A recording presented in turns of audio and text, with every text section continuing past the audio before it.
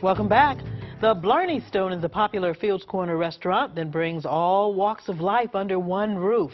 Another way to bring people together? Grabbing a cold beer. One Fields Corner native is brewing up plans for an untapped market.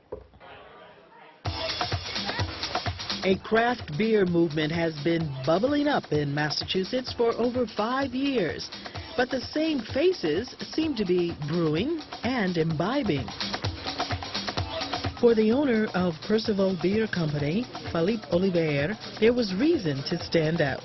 We're introducing a product, a whole new consumer market. The whole premise of the business is to develop and distribute craft brands that are representative of the diversity within Dorchester. We knew that the beer market was somewhat saturated, but now you have to fight for the attention of the consumer. So we figured the best thing to do is to profile our consumers, celebrate their diversity and ethnicity, and also celebrate where they're from. Olivier brews out in Holyoke, but has introduced his early trademarks to local restaurants, such as Tavolo on Dorchester Avenue, Savin Bar and Kitchen in Savin Hill, and Ashmont Grill.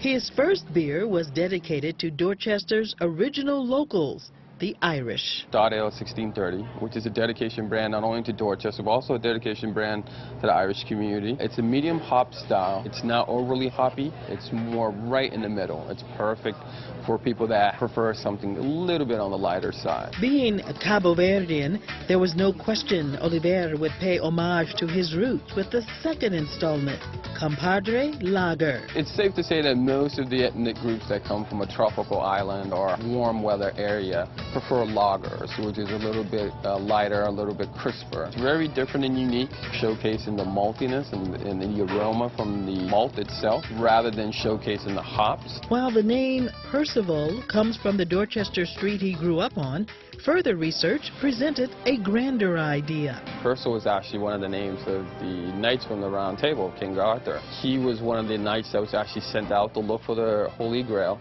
and he's the only knight that came back with the Holy Grail.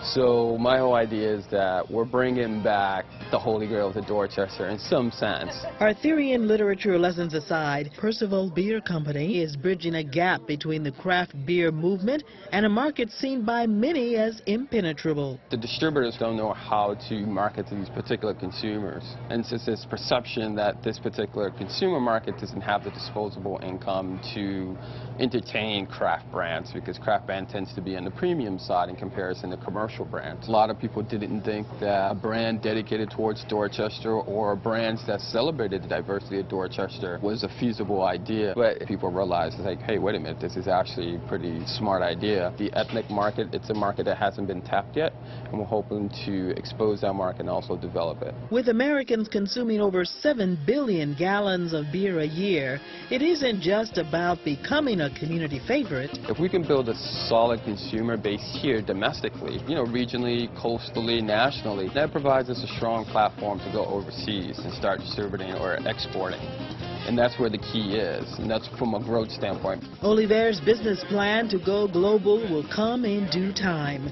First, he just wants a hand in the unification of the city's largest neighborhood. In the past, Dorchester has been really fragmented from an ethnic standpoint. There really hasn't been anything that has brought us together as a community or as a neighborhood. So I'm hoping a Dot Ale and Percival Beer Company can essentially be that brand or that flag that everybody comes behind.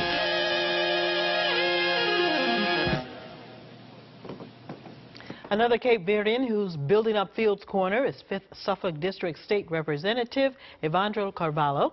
He's a native of Cape Verde, and he's also called Dorchester his home since the age of 15. He's seen what it has to offer and where it struggles. He joins us now. So you've had some of that Percival beer? I have had. I like the Dot Ale in particular. It's very, very flavorful. Very good. So it's very tasty. Yes, it is. Representative, give us your view on growing up in Dorchester, Fields Corner, and how you've seen the neighborhood change in terms of diversity over time.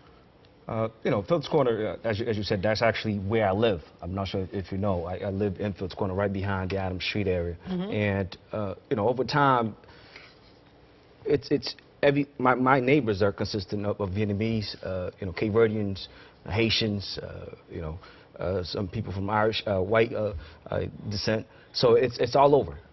I think what makes it great is the fact that we all, it's I guess, essentially one of the key areas in Boston where people are all living together and integrated. A true melting pot. Yes, exactly. The American Planning Association recently named Fields Corner in Dorchester as one of 10 best neighborhoods to live in. That's pretty good. Wow. I'm not. I know that it didn't get the first place. I think it should have gotten first place.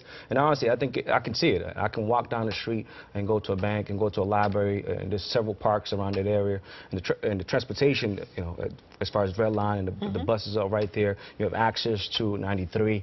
It's a key area, and as you saw earlier, as we saw, I guess, you know, the business district is vibrant from the restaurants to companies that are like the business lab, right? That's. But are you concerned about any growing pains that might come with the neighborhood becoming gentrified as it becomes more popular? We are, you know, one of the things that we have to take in consideration when a neighborhood like this is vibrant is more people are going to want to come in, and there's going to be rising costs of living, right, costs of rents and housing, and so there is a concern. But I believe that, you know, we're going to be okay. I think civic organizations as well as the politicians, from myself to all the way up to Elizabeth Warren, our senator, I think we are going to work together and try to keep the people that have already been there. Some planned development. Yes. Now, that's the interesting side, that the neighborhood has been recognized in terms of its diversity. But of course, that area has been plagued in the past as a crime-ridden area. Yes, and quite frankly, I think a lot of Boston areas, especially in Dorchester, we have been plagued. And again, even down the street from me, sometimes I have to be concerned about gang violence and whatnot. But I think we've done, as you said, that's also in the past. We've done some great works, not only from the police department standpoint, so I give credit to Commissioner Evans and his administration as to what they're doing. The police is very involved in events and engaging the community, and the civic organizations, that is street organizations, folks, leaders are coming out throughout the area to try to make sure that, you know, we are speaking against violence. And I think one of the folks that I'm familiar with, especially in that area, is Tina Sherry. You know, unfortunately lost her son in the street violence. So there's a lot of people that, you're working with My Brother's Keeper, in fact. Yes, I am. Tell us about that. That's a great initiative, as you know, from top down, as nationwide. From President Obama on down. And Marty Walsh, our mayor, has been very supportive, and I'm happy that he's asked and excited to ask me to participate. I'm actually on the public safety subcommittee of that. And we're looking at policies, initiatives, and programs that are working, and try to increase that, and also try to make new recommendations as to what can better serve, particularly the youth.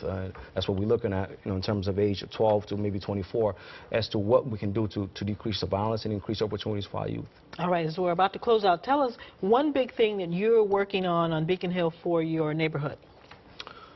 Well, there's several big things that I'm working on, but actually, I think one of the key things that I'm working on is to try to improve which is community policing, community and police essential relationship, and how that goes by. So one of the key things that came out of the Ferguson and, you know, and things that happen in New York is how, when there is, unfortunately, a situation where a person is killed or dies and involves a police officer, oftentimes, as you know, is a shooting or what happened in New York, is who gets to investigate and prosecute, if need be, those situations. And I think one of the key things that came out is that maybe the way the DA and the police work closely together on a typical basis, whether the DA should be the person, as in our situation, for instance, Dan Conley should be the person. So you're recommending for a special prosecutor in police-involved shootings? Right. Not only shootings, just police-involved incidents. Incidents that leads to death. State legislation, statewide legislation? Right. That's one of the key things, and that's just because